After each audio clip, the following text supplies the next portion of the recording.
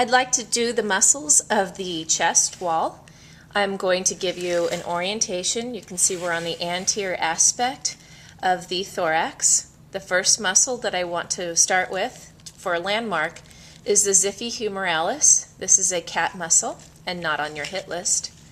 The next muscle that I want you to see is the pectoralis minor, followed by the pectoralis major.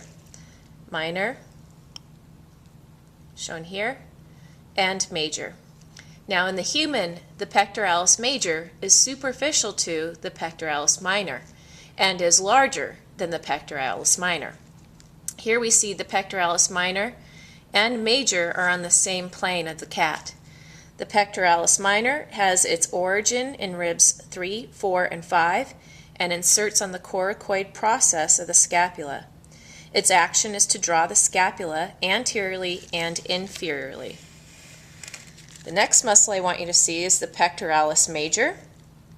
And the pectoralis major has its origin on the clavicle, sternum, and costal cartilages, and its insertion is on the greater tubercle of the humerus, and its action is to flex, adduct, and medially rotate the arm.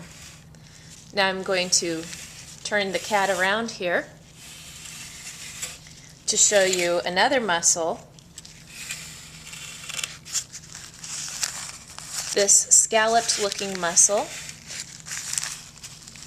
that you can see here underneath the pectoralis minor and latissimus dorsi. The scalloped looking muscle is the serratus anterior. It has its origin on ribs 1 through 8 and insertion on the anterior aspect of the medial or vertebral border of the scapula. Its action is to protract, rotate the scapula superiorly and laterally. It's also known as the boxer's muscle.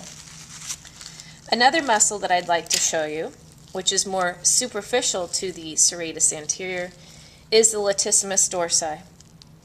Its origin is on the thoracolumbar fascia, which you can see on the back here.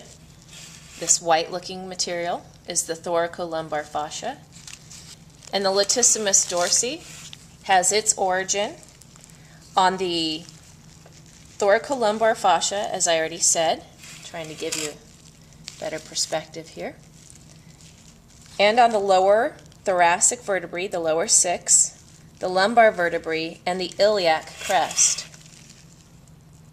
Its insertion, it goes underneath the humerus to insert onto the intertubercular groove or sulcus of the humerus, and its action is to extend, adduct, and medially rotate the arm.